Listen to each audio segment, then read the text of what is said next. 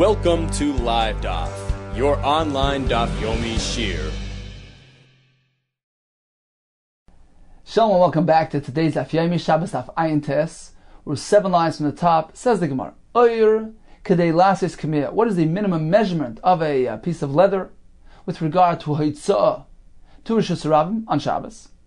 If it has the sufficient amount to encase an amulet, a Kamiyah. Boiminei Rav Rav Nachman. Rav asked the following question of Rav Nachman: How might see oil become? What is the minimum measurement for carrying out leather into Rishus Harabim? Now, the Gemara later will explain we're speaking about partially processed leather. So, what is the shear of this leather for the Melach of Eitzah? Amalek Kedisnan, as we learned in our Mishnah. Oyer Kedei Lasis Kamiyah. Now, as Rashi points out, this was a lead question. It was just trying to lead up to the next questions that he was going to ask him. So this was an obvious question and answer. The halacha contained now Mishnah. The shear of oyer is kedei lasis kamiyah, sufficient to make an amulet, to encase a kamiyah with it. Hama'abdei bekama. If one actually processes leather, he tans it, he does the malacha of ibud. What is the minimum measurement? What is the size requirement for that malacha? Amalei leishna. There's no difference. Meaning the same concept applied to the malacha of Eitzah. The measurement of Kedei Lasis Kamiyah, that applies to the Malach of Ma'abed as well. If he processes a piece of leather that contains these dimensions, he is Chayiv for the Malach of Ma'abed. He continued asking him, La'avdoi Bekama. What if this oyer, this leather, is totally unprocessed, but it is destined in the future to be processed? So what if he carries a piece of leather of this nature into Rishus Harabim? Perhaps it's not so significant as processed leather, and perhaps more is required. Amarlei loishna, there's no difference. Whether processed or unprocessed, they both have the identical shear, which is kedei lasis kamiyah. U'minat, how do you know to equate the two? Perhaps one can draw a distinction. Perhaps unprocessed leather requires more to be regarded as choshev, as significant. So he said kedisnan, as we learned in the Mishnah, with regard to a different context. Other malachis, hamalabein, if one washes wool, vamanapetz, he combs it, he dyes it, he spins it. How much does he need to do for it to be considered a malacha? Shi'urai kimaloi roichav asit kafel. He needs to fill the roichav asit double. Roichav asit means distance between the index finger and the middle finger. That's roichav asit. Kafel means this distance doubled. So if one, for instance, he dyes some wool fibers which contain this distance, the roichav asit kafel, as long as this thing from this finger to this finger double, so that is the shear that is sufficient for the malacha of tzeveya, and malabin, and manapitz, and the toive. The oireg beis chutin. If one actually weaves 2 threads, what is the shear for that? Shi'uroi, once again, kimloi roichav asid kafel. So this concept of roichav asid kafel, this shear, is applicable to weaving, to spinning, and the other malachas listed here. Alma, he says, apparently, kiven de l'tviyakoi, since when one performs the malach of malabin, he washes, he combs, he dyes. Why is he doing it? It's anticipation. It's as a preparation for the tviyah, for spinning these fibers into threads. So Alma, apparently we see that the two things are related. Kivan de tviyah koi, since the malachas of malabin and manapitz, etc., are done as a preparation, in an anticipation for tviyah, for spinning. Shi'ura ketavui. Therefore, we see that the shear is identical to tviyah, to actually spinning. So we see that two things are related. If the shear of tviyah, the shear of tavui, is a thread which carries this shear of malay roichav asid kafel, so subsequently all malachis which lead up to tviyah, lead up to spinning, which are done as a preparation for the spinning, also contain the same shear. This is regarded as a significant amount, a significant shear, and constitutes a malacha. So we see that two things are very much connected. If this is a shear significant for Tviyah, it is a shear significant for the other malachas which are leading up to Tviyah. You are preparing this fiber, this material, this thread, which can yield a significant, an important product, importantly sized product. The shear of Leicha Recha Masid Kafel of spun wool.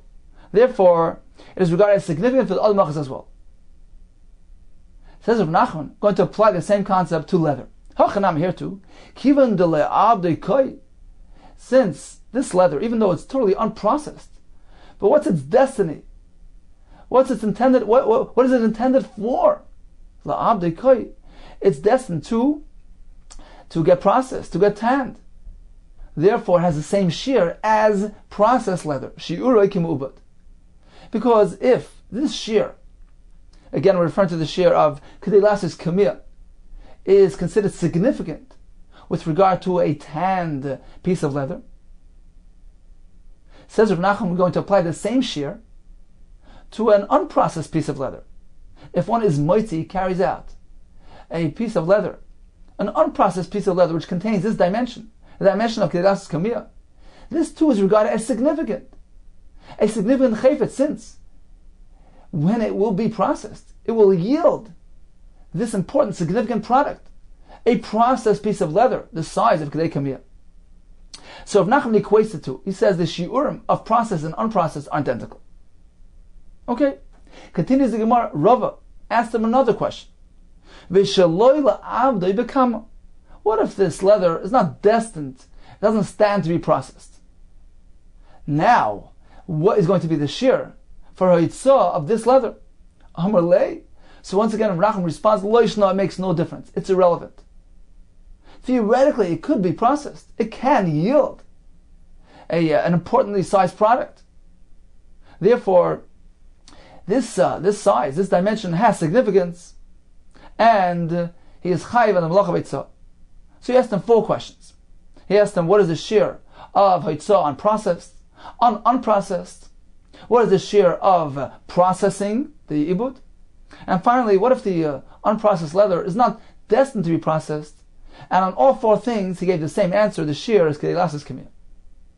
Says the Gemara, how can you say there is no difference between processed leather and unprocessed leather? They both have the identical shear of Kedei Lasis Kamiyah. Eisvei, so Rabbi asked him a kasha.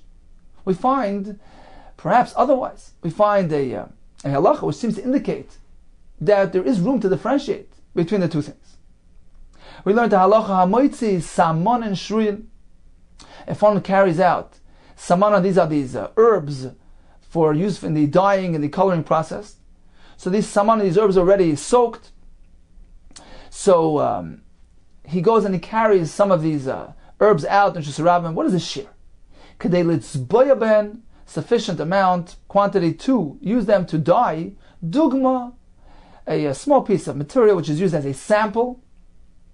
The person who dyes, the tzaba, will use this as a sample to display to his customers. Le'ira, it's the same shape, the same size, the same shiur, Rashi says, of the ira, which is the piece of material needed for the weaver, which he uses to close up the opening in his tube that contains the threads. So it's one of these 2 things, either a size of dugma or a size of ira. That is the shear of haitzah of samon and shruim, sufficient enough to dye this small piece of material. Okay, so that's one halach. V'ilu b'samon and she'eina shruyin. However, with regard to herbs that were not yet soaked, so these herbs used for dyeing, which were not yet soaked, Tanan, we learned in the Mishnah, a different shear. Klipi hagoyzim, one carries the klipa lacha, Rashi says, a thin skin on the shal klipa ha'egoyz, some of the skins of the a particular type of skin of the egoiz, which is used for dyeing, the kliperi moinim, pomegranate peels. This is a herb used for blue dyeing, upua for red dyeing. So what is the shear if one carries these items out? So they're unprocessed as of yet, they're unsoaked. He needs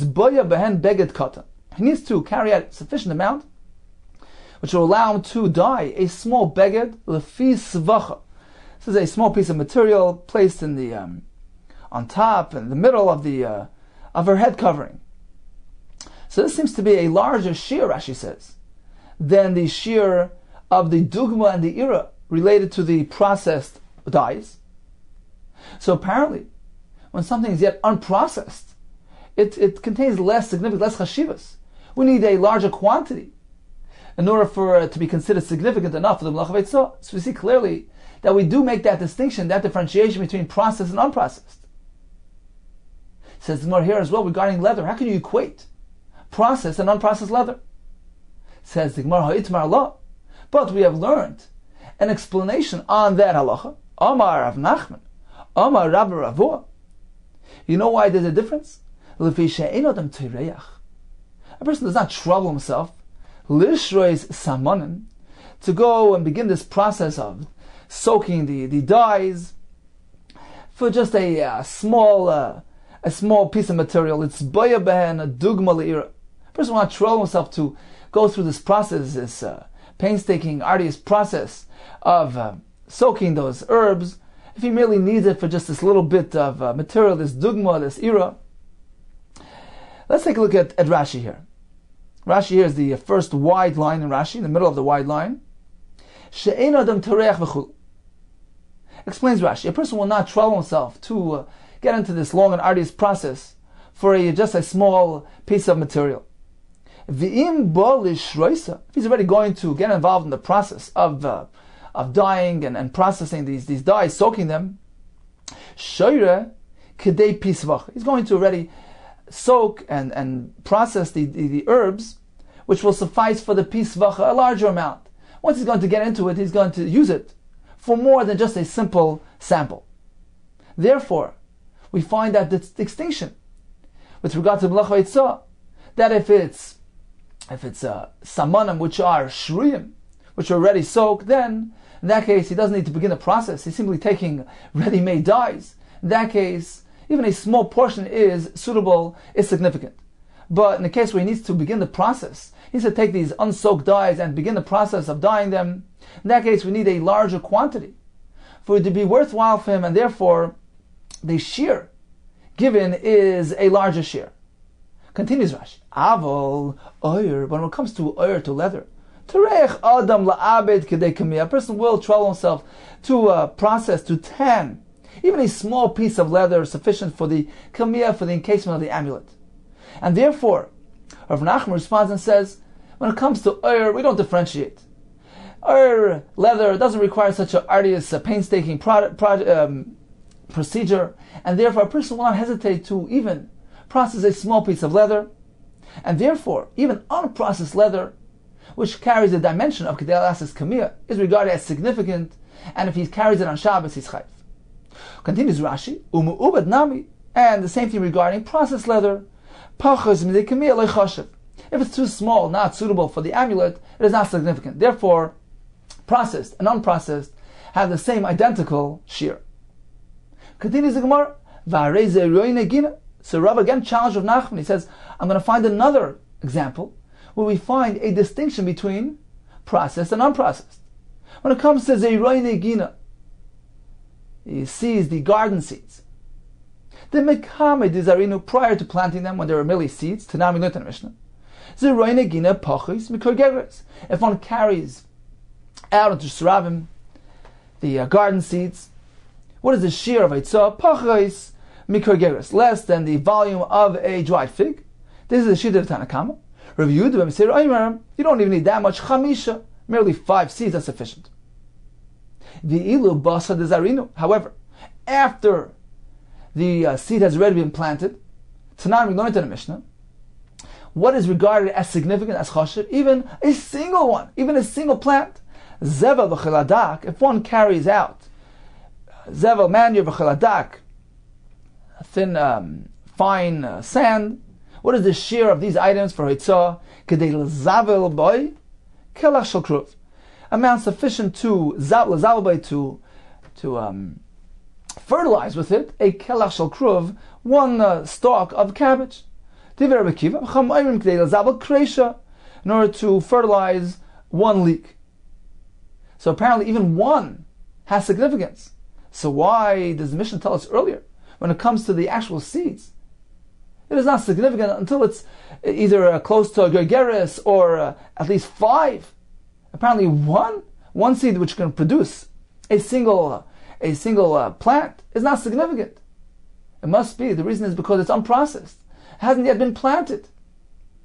Whereas the second Mishnah is talking about fertilizing a kruv, a creation which was already there, it's already planted.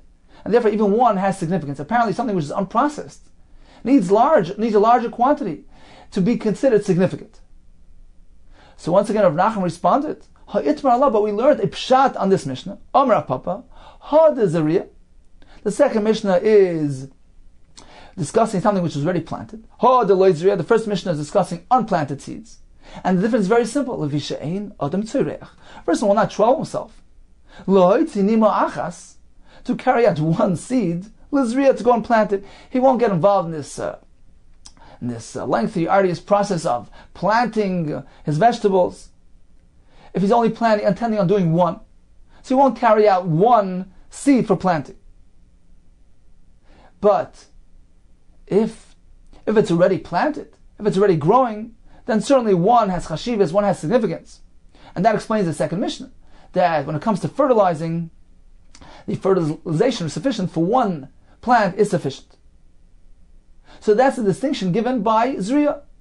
Planting is a cumbersome process. A person will not do it for just a single one. So he won't carry out the seed if it hadn't yet been planted. Once again, in contrast to tanning leather, to processing oil, well, yes, a person will trouble himself to process even a small piece of leather which has the dimension of lasis kamiyah. Therefore, Rav Nachman contends that there's no difference between processed and unprocessed leather. Either way, the share of significance is kedei lasis kamiyah. Even unprocessed leather has significance because the person will trouble himself to process, to tan even a piece of leather of that size. Says Gemara another kasha. We find a distinction by tit, by clay, by cement as well, by tit. The mekame, the ligbele, prior to mixing it, to kneading it, we find Tanya, the Brisa tells us, Moedim chacham l'Reb Shimon, chacham agree, they acquiesce to Reb Shimon, but moitzi sheifel and shesarabim. So this is the Gemara we had yesterday. If one carries wastewater to shesarabim, what is the shear? Sheshiura and beravis. The shear of the wastewater is a revius. But we ask, what purpose does the wastewater serve?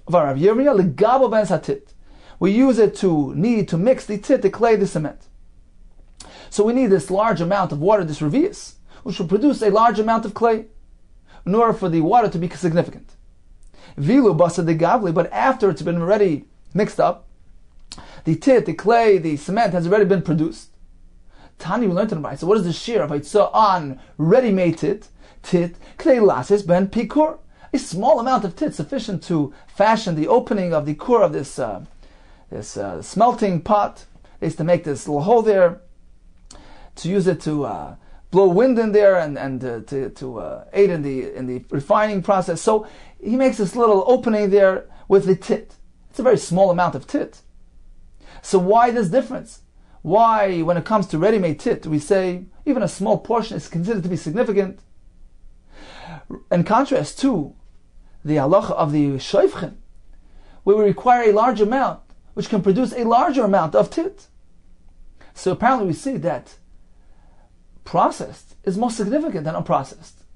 And therefore, when it's ready-made tit, even a small measure is significant. But when you need to produce that tit, it's as of yet unprocessed. A much larger amount is required for to have chashivas. Says Rav Nachman there too, Hasam Nami, Kedamaran, as we said earlier, Vishain Adam Tereach, Legablas Hatit. A person will not trouble himself to begin this process of mixing the clay lasis by pikur, to use it merely for this small function, this minor function of the pikur. Therefore, only if it's already ready-made clay, then we say that a small amount of tit is sufficient, is deemed significant. But if it's yet to be processed, yet to be produced, then we say a person will not begin the process, not bother getting involved in producing tit for a very small amount, and therefore require the revius, which can produce a larger amount of clay.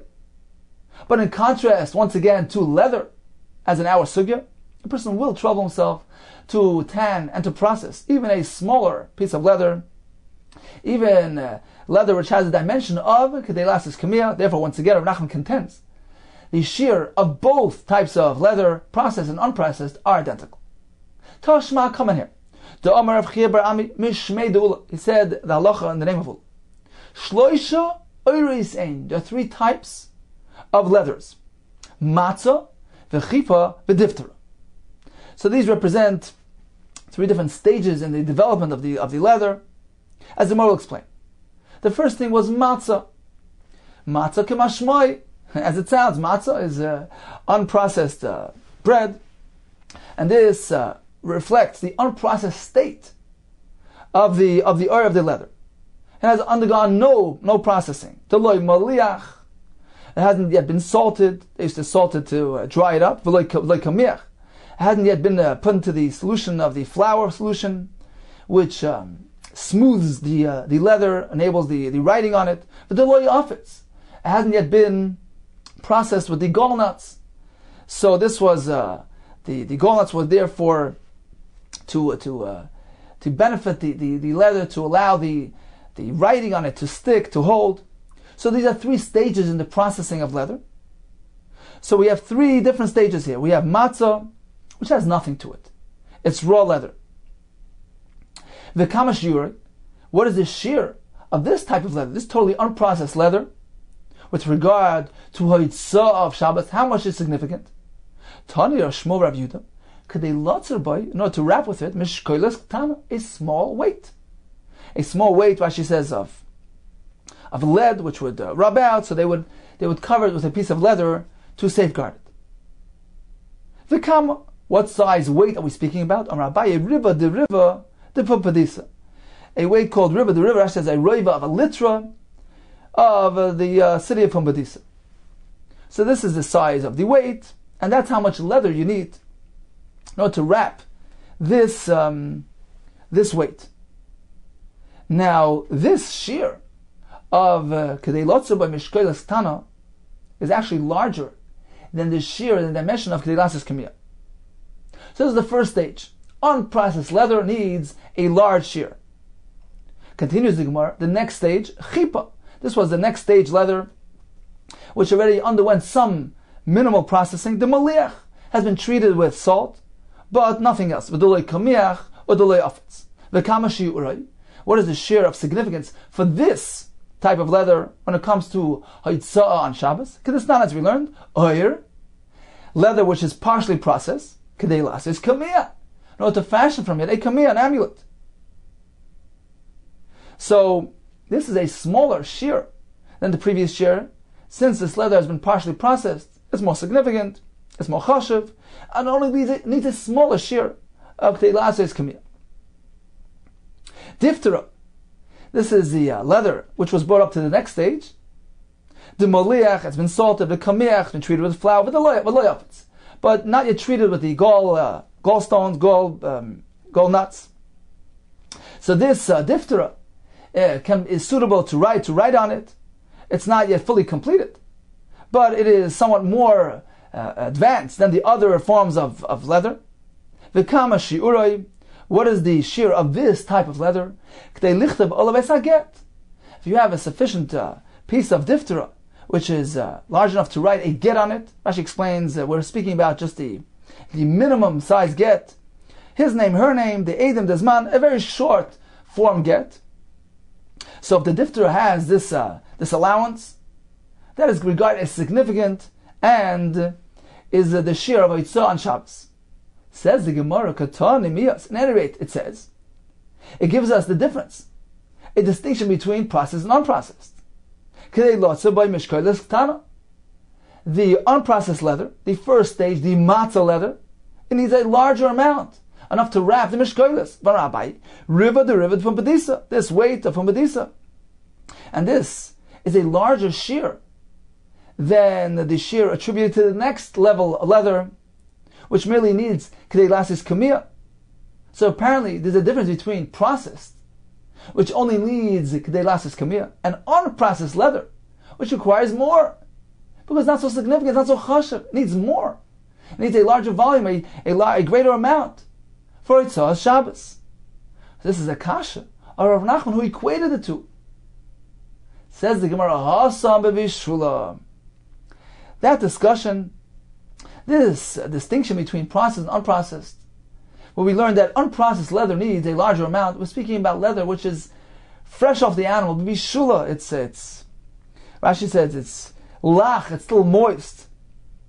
And we use the term bishul. It's like a cooked item. It's wet. It's moist. It's not yet dried up. It's not yet roi. It's not suitable for processing. In that case, we can't give it the same shear as we do to processed leather. It's in its own class, and therefore, since it's not yet destined, it's not yet standing for ibud, for processing. It has its own din, has its own shear, and it needs more for it to be regarded as significant. It needs to have the dimension which allows it to wrap a weight with it. That is considered to be its current function, its current use. It's not yet connected to the process of tanning, of ibud. Therefore it has its own share. Once again, Hassam, this larger amount, is speaking about leather which is bibishula, is speaking about a leather which is yet fresh and unsuitable for processing. Says in 1 second, we have another kasha about Tananim, having learned in the Mishnah. Ha-beged, what is the minimum dimension of a beged, of a piece of material? Shloisha lemidras. In order to become Tomei Tumas Midras, which is where the Zav would sit on it, even without coming into direct contact. He is Metame, this beged becomes a stringent form of Tumah, Avatuma.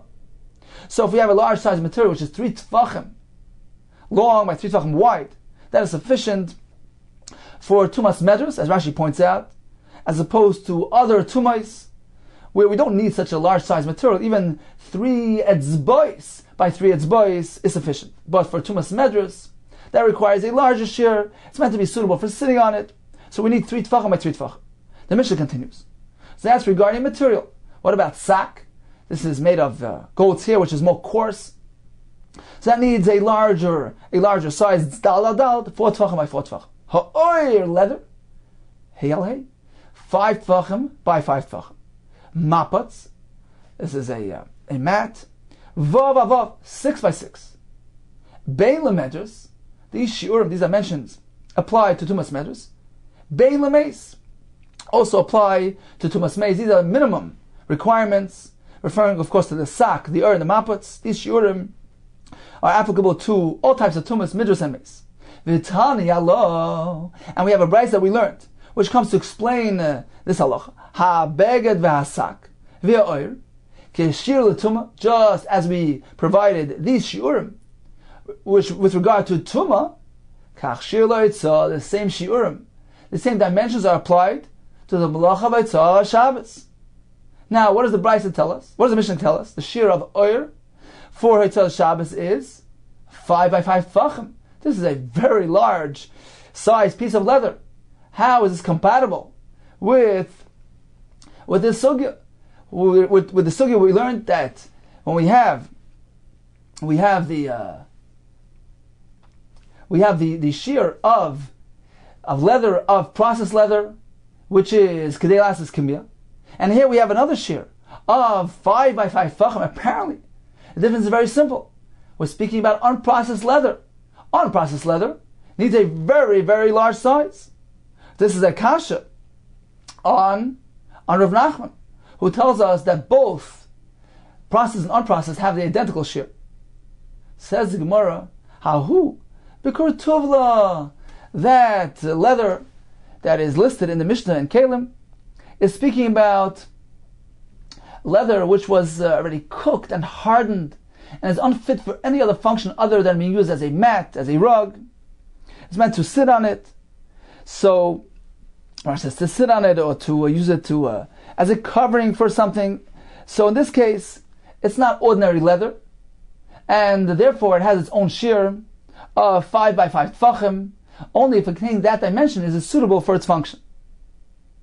However, in our case, in our sugya, in our Mishnah, we're speaking about leather which is pliable, which is soft, which can serve ordinary functions, and therefore, yes, says Rav Nachman, we're meant to equate processed and unprocessed leather. They both have the share of Kedei Lashes Kamiyah, except for this Bishula mentioned earlier, this moist leather, which has a class of its own, and in that case, we need an amount which can wrap the weight.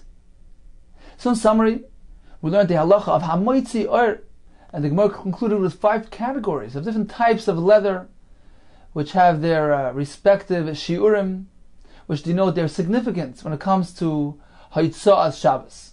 We have the hard leather, the kurtuvla, which requires 5 tfachim by 5 tfachim. We have the moist leather, the bishula, which is not yet suitable for processing. In that case, it is only significant if it has the dimension of kedei lotzer mishkoilach tana, to wrap with it a small weight. We have the leather which is not yet processed. It's not moist, it's already been dried up, but not yet processed at all. It's called matzah. In that case, even a smaller share is significant. Kedei lasis kamiyah, to fashion from it an amulet. We have the oil which has been partially processed, moliach, been treated with salt, that's called chifa. There too, the shear is kedei lasis kamiyah. As Rav Nachman tells us, processed and unprocessed leather both contain the same shear of kedei lasis kamiyah. What if the leather has been further processed, moliach and kamiyah, which is the treatment, the flour treatment, that's called diftera. It is suitable to be written on, and the shear over there for Hitzah Shabbos is, if it has the measurement kedei lichtav ba'elav saget, to write on it a get. Now what about leather which has been fully processed, maliach, kamiach, and afitz, treated with these gall nuts? That is no longer regarded as as leather. That's called cloth parchment. What is the share of parchment? The Mishnah tells us cloth is if it's large enough to write on it the small parsha of tefillin, which is the Shema, up until Uchsavtam al mezuzis b'secha v'sharecha, as we will see in the upcoming Gemara. It says in Gemara, klaf k'tei lichtav alav parsha ktana. V'raminu, we have a steer from a brayso. Klaf v'duch sustus k'tei lichtav alav mezuzah. Now, in order for us to properly understand the upcoming Gemara describing different forms of parchment, perhaps let's stop for a short introduction here. So this fully processed leather, this parchment, apparently it was thick, and they used to go ahead and they used to split it along its thickness. They used to splice it into 2 separate pieces of parchment. The top portion was called klaf. The bottom was called duch sustus. Taisa says duch sustus is a combination, a combo word. Duch in Greek, in Lashon Yavan, means place, and sustus means flesh, basar. So the bottom portion of the parchment was the one actually sitting on the flesh. Therefore, it's called duch sustus, the place of the basar. So duch is the place, sustus is the basar. Now we're going to learn that tefillin are meant to be written on the klaf. So this is the upper portion of the parchment, and mezuzah is meant to be written on the duch sustus. Both parts together comprise something called gvil. This is the unspliced parchment, which on which a Sefer Torah can be written on. Now, tefillin are written on klaf. On which side of the klaf? On the side which is facing the air, the mokim seir, the side which contains the hair of the animal, or the lower side, the underside of the klaf, which is called the mokim basar, since it's the side which is facing the flesh of the animal. So tefillin are meant to be written on the underside of the klaf. On the klaf, b'mokim basar. On the other hand, we have mezuzah, which is meant to be written on the sustus, which is the lower half of this parchment. But on which side of the sustus? So the lower side is called mokim basar, it's the side which was facing the flesh, and the upper side is called the mokim seir, which is it's facing outward, it's facing up to the area of the hair. So indeed, that is the surface which a mezuzah is meant to be written on the duch sustus, b'mokim seir, on the side of the sustus which is facing the hair, away from the animal. So this is a short introduction to the upcoming Gemara. Once again, tefillin meant to be written on the klaf, which is the upper portion of this parchment, is meant to be written on the underside of that klaf. The sustus is meant for mezuzah, which is the lower portion of this parchment. On which side of the zustus? On the upper side, on the side which is facing away from the flesh of the animal. Let's see the Gemara again. Let's start from the beginning. Klaf, Mishnah told us that parchment, which has a dimension, kedei lichtavel of parsha ktana of tefillin, it's small enough, it's large enough, it's very small, but it's large enough to write on it the small parsha of Shema up until Uvisharecha, which is the smallest parsha of tefillin. That is deemed significant enough for the Melach Veitzah. V'raminu, we have a brayso which tells us otherwise. Klaf v'duch sustus, kedei lichtavel of mezuzah. It needs to be large enough to write on a mezuzah. Mezuzah contains both parshas, Shema and Vayim Shemoya, which is larger, requires more space than the parsha ktana of tefillin, which is merely Shema until Visharecha, which is only one parsha. So we have a steer here between the Mishnah, which requires a smaller amount of klaf, and the brayso, which seems to indicate we need a larger size klaf, sufficient to write a mezuzah. Says Gemara, my mezuzah? What does it mean? What does the term mezuzah mean? Mezuzah should be tefillin. It's not referring to a mezuzah placed on a doorpost, but rather the parsha of the tefillin, the smallest parsha, and indeed it's compatible with the Mishnah. Says the Gemara, v'karlu l'tefillin mezuzah? Is that the way to relate to a parsha of tefillin? We call it mezuzah? And yes, v'atanya, as we learned in the brayso, ritzuos tefillin ima tefillin. Metamas to say that we know the Chachamim applied a tumah with regard to truma. We learned this in Daf Yudalid, that Chacham were concerned that there was this practice to place the food, the truma, next to the tefillin, and the mice would come, eat the food, and damage the tefillin. So the Chacham said that if one touches the tefillin with his hands become a sheni l'tuma, pertaining to truma. So if he touches truma, he's metame the truma. So if he touches those tefillin, hands become tummy. Now what about the straps? Are the straps regarded as part of the tefillin? When it comes to this takana, this gzera, says the brayso, ritzuos tefillin imat tefillin. If they're connected, yes, metamas seidayim, then they're regarded as part of the tefillin, and they too are metame deidayim. Not only if he touches the actual tefillin, but also the ritzua is metame. But if they're independent, they're not connected to the tefillin, ein metamas seidayim, then they are not metame the hands. Reb Shimon ben Yehuda Omer, mishum Reb Shimon, he's actually more lenient. Hanegeb ritzua tor. If he touches the ritzua itself, the strap, he's tor. Until he actually touches the box of the tefillin. Rav Zaki says the name of Shimon, even more lenient. He's tor until he touches the actual parchment. So we have three shittas. We have the first shita which says the straps are metame as long as they're connected to the tefillin. The next shita which says straps are never metame. The third shita says the only thing that's matami is the mezuzah atzma, the parchment itself, the parsha in the tefillin. So you see that the term mezuzah relates to a parsha in the tefillin. So indeed, that explains the earlier price. Klaf v'duchsustus k'tei lichtalav mezuzah. It's simply referring to the parsha of tefillin, and indeed it's aligned with the shir of our Mishnah. Says the Gemara, but it can't work. If we'll take a look at the latter part of that brayso, of the brayso which we begun with, the klaf v'duchsustus k'tei lichtalav mezuzah. If you'll drop down to the lower portion of the brayso, what does it say there? Klaf k'tei lichtalav parsha talan shemitfillin. What is the shir of Haitzah Shabbos when it comes to parchment, klaf, which again is the upper portion of the parchment? The shir is k'dei lichtav alav parsha ktana shebetfillin. In order to write on it a small parsha of tefillin sheishma Yisrael. So if the brayso elaborates on klaf as it pertains to the shema of the tefillin, mechlal the reisha, apparently the first part of the brayso, b'mezuzah atzma askinan. The second part of the brayso already explains to us, already gives us the shir of klaf as it pertains to this small parsha of tefillin. Apparently, the opening portion of the brayso, which says klaf v'duchsustus k'tei lichtav olav mezuzah, is telling us a different halach, a different shir, a shir of mezuzah atzma. That klaf and duchsustus need to contain an area sufficient to write a mezuzah. It can't be that mezuzah here is referring to tefillin. That's already explained, that's already stated in the second portion of the brayso. Apparently mezuzah really means literally mezuzah. Now mezuzah, it contains both parshas, Shema Ava and Shemaya. It's larger than the parsha ktana shebetfillin. So we have a contradiction, a stira. The Brisa tells us that the shear of klaf needs to be large enough for mezuzah. It's incompatible with our Mishnah, which tells us that klaf needs to be smaller. Even if it only has the space to write a small parsha of tefillin, which is one parsha, is sufficient. Says the Gemara, this is what the Brisa means to say. The Brisa begins by giving us an opening statement. Klaf v'duchsustus, both forms of parchment, the klaf and the duchsustus, shiur and bekam. What is the shiur regarding a Shabbos? So it's an opening statement. Klaf v'duchsustus, what is their shiur? And the Brisa continues to elaborate.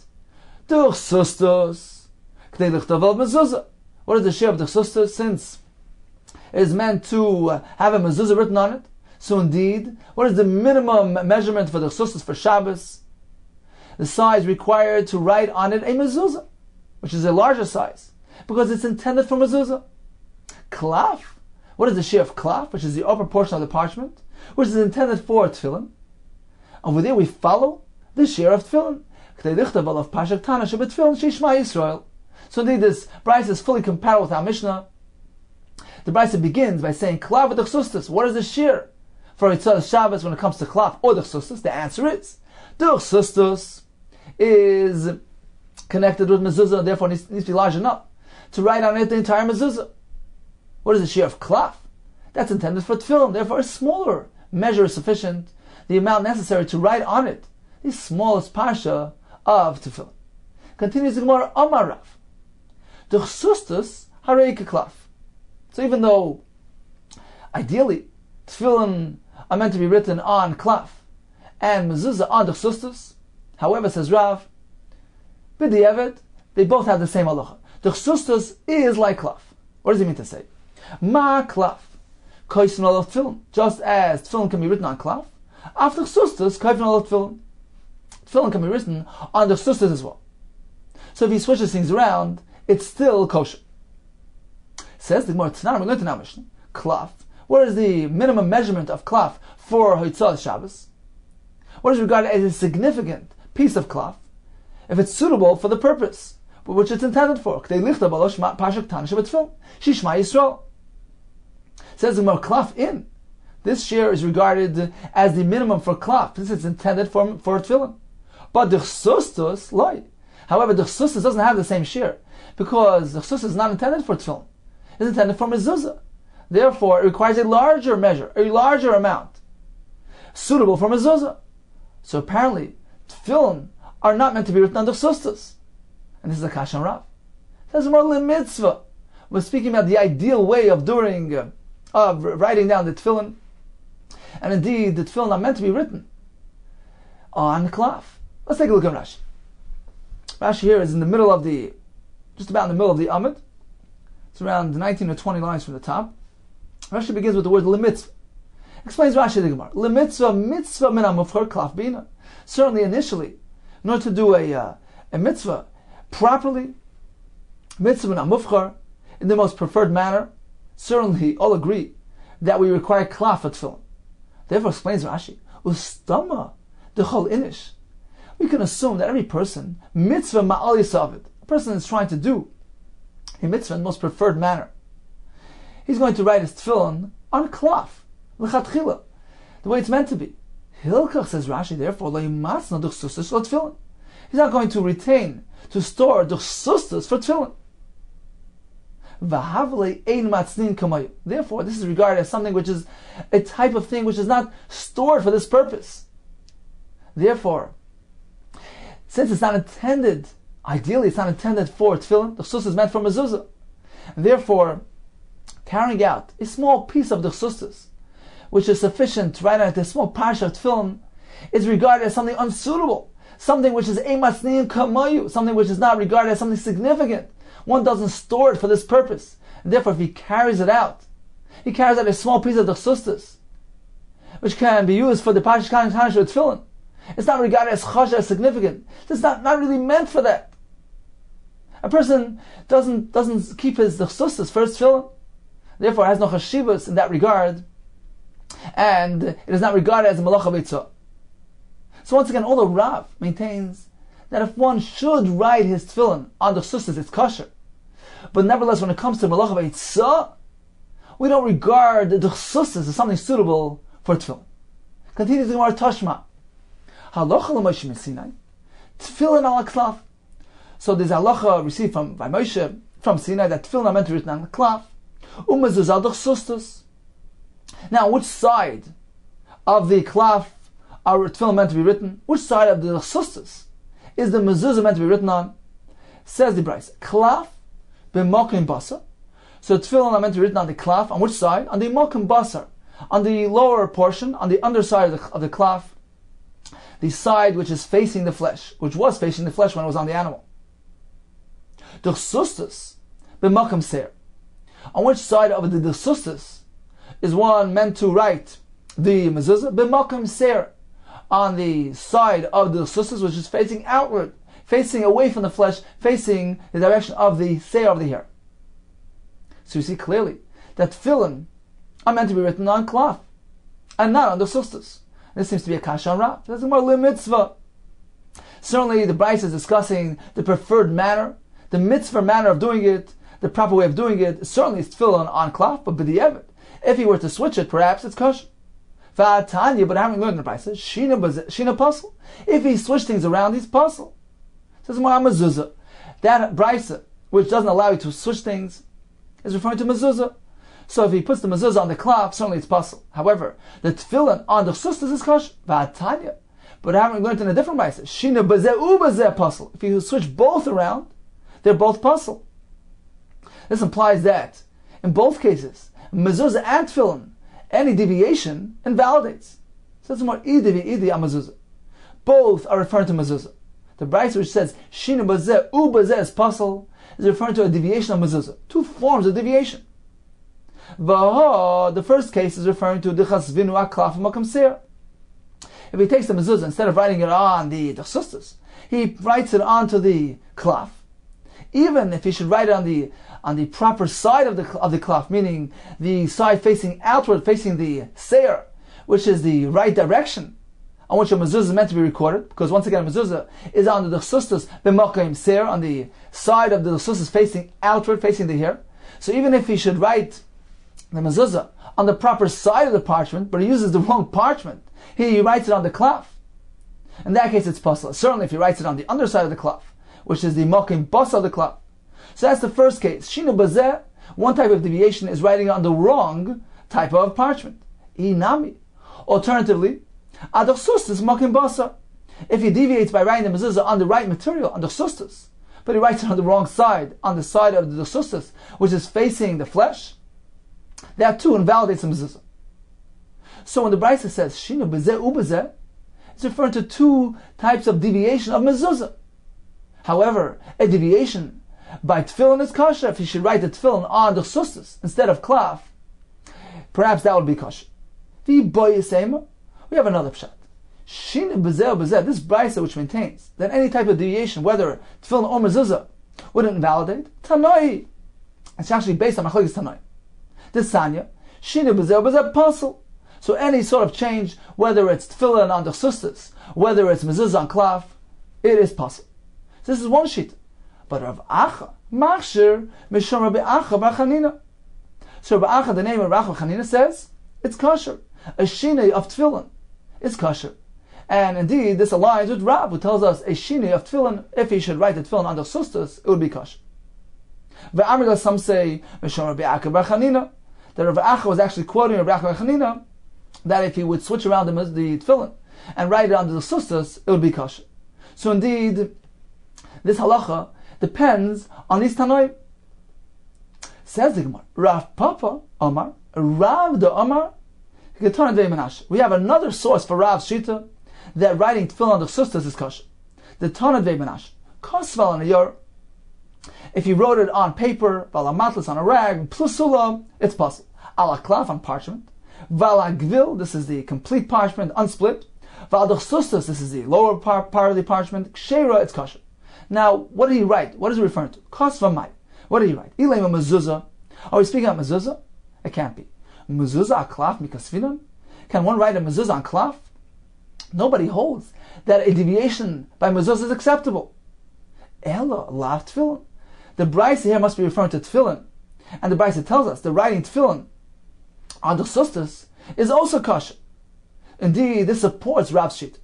Says the Gemara, according to you, tefillin agvil mikasvina. The Brisa tells us that if he writes it on klaf, on the sustas, and on gvil as well, it's kosher. Certainly, you can't write tefillin on gvil. Ella, it says rather, Ketanya Ahiba Sefer Torah. Apparently, this Bryce is discussing Sefer Torah, which can indeed be written on klaf, on gvil, and on the sustas, and it's unrelated to tefillin and unrelated to Rav. Continues the Gemara, Leimi Masayele. Perhaps we can begin right to Rav from the following Bryce. The Bryce is Meseches Menachos, which tells us a rule: one may only upgrade when it comes to matters of kedusha. For instance, he can turn his shal yad into a tefillin shal roish, because tefillin shal roish is on a higher level, because it contains both letters of the Shem Shakai, the Shin, and the Dal, which is formed in the Ritzuis on the back of his head, whereas the Shal Yad only has the Yud, so one can turn the Shal Yad into Shal Roish, but cannot downgrade the Tefillin Shal Roish into a Tefillin Shal Yad. Chayotzebe, a similar halacha. Tefillin Shabbalu, what about tefillin which became worn out, with Sefer Torah Shabbalu, or a worn out Sefer Torah? Ein oisin mehem mezuzah. One cannot fashion from them a mezuzah. You can't extract the parshas needed for the mezuzah from the tefillin and Sefer Torah. Why? Because one may not downgrade from a higher level of sanctity to a lower level. You cannot turn a tefillin and Sefer Torah into a mezuzah. Apparently the reason is only because of this problem, this objection of downgrading. But if not for this objection, technically speaking, one can turn a tefillin or a Sefer Torah into a mezuzah. Now we know that a mezuzah needs to have the chsustas. Says the Gemara, these tefillin that we're going to use, the chsiva amai, what were these tefillin written on? La the chsiva the chsustas. Apparently, it was also written on the chsustas, and therefore, technically speaking, we would be able to take the parsha from the tefillin, which is the chsustas, and use it for mezuzah. We have a right to Rav that tefillin may be written on the chsustas. Says the Gemara, no, the chsiva la klaf. The tefillin was written on klaf, and the mezuzah can be kosher even if it's klaf. Says the Gemara, is that so? Mezuzah klaf mikasvina. Can one write a mezuzah on klaf? Yes, Vatani, as we learned, kosval a klaf. If he wrote the mezuzah on klaf, al aniyar, on paper, on matlas, on a rag, psula, it's possible. Reb Shimon Elazar, Reb Meir, haya kosval a klaf. He would specifically write a mezuzah on klaf, because it endures. Therefore, we see that there's a shita that allows mezuzah to be written on klaf. And indeed, that is a pshat in that brisa, which would theoretically allow a tefillin to become a mezuzah, because the tefillin was klaf, and the mezuzah can be written on klaf as well. Says now that you've come to this point, that mezuzah can also deviate, that instead of writing on the sustas, when we write it on klaf, it's also kosher. If so, let's rearrange Rav's sheet. The Rav Nami. Let's come up with another version of Rav's halacha. The Rav Nami loitem, don't say the Rav meant to say the sustas harei klaf, that the sustas is like klaf, and the tefillin can be written on the sustas just as it can be written on klaf. Elaima rather say as follows: Rav was allowing a deviation by mezuzah, not by tefillin. Elaima says as follows: klaf harayu k'dich sustas. Klaf has the same din, same status as the sustas, meaning ma the sustas koisnol of mezuzah, just like a mezuzah can be written on the sustas. Af klaf koisnol of mezuzah, a mezuzah can be written on klaf as well. So we have two versions of Rav. The initial version of Rav was that he allowed deviation by tefillin and not by mezuzah. The second version was, no, Rav allowed deviation by mezuzah and not by tefillin. So in summary, mitzvah min hamofcher lechatchila, one is meant to write tefillin on klaf, mezuzah on the sustas. We have two versions of Rav. According to the first version, Rav allowed deviation by tefillin, but the Eved can write it on the sustas as well. Mezuzah tolerates no deviation, as the Brisa tells us, Shina bezeh bezeh pasul. According to the second version of the Gemara, Rav allowed deviation by mezuzah. If he was to write the mezuzah on klaf, it is also kosher. Tefillin must remain on the klaf, and according to the Brisa, which tells us Shina bezeh bezeh pasul, which as Sayyid explains is referring to the tefillin on the klaf. Okay, time for a brief chazara of today's daf. We began with halacha v'amoitzi or, and the Gemara gave us 5 categories of leather. Hard leather needs 5 tefachim by 5 tefachim. Moist leather needs an amount suitable to wrap the weight. Leather which is not moist but not yet processed, the shear over there is kedlas is kamiyah. What if it's already been partially processed maliach, treated with salt? That is also the shear of glasses kamiyah. What if it's more processed maliach v'kamiyach, suitable to write on it? The shear over there is seidichta v'saget. What if it's fully processed? That's called klaf. The shear over there is seidichta of parshak tanash b'tfilin. As the Gemara elaborated on these different forms of parchment, klaf has a shear of parshak tanash b'tfilin. The chsustas, which is the lower portion of the parchment, was suitable for mezuzah. The shear over there is to write a mezuzah on it. We conclude with the halacha of Rab, who tells us sometimes deviations are permitted b'di'evet. We have two versions, whether the deviation applies to tefillin and he's machshir tefillin on the chsustas as well, or the heta of Rab applies to mezuzah and he's machshir a mezuzah which was written on klaf.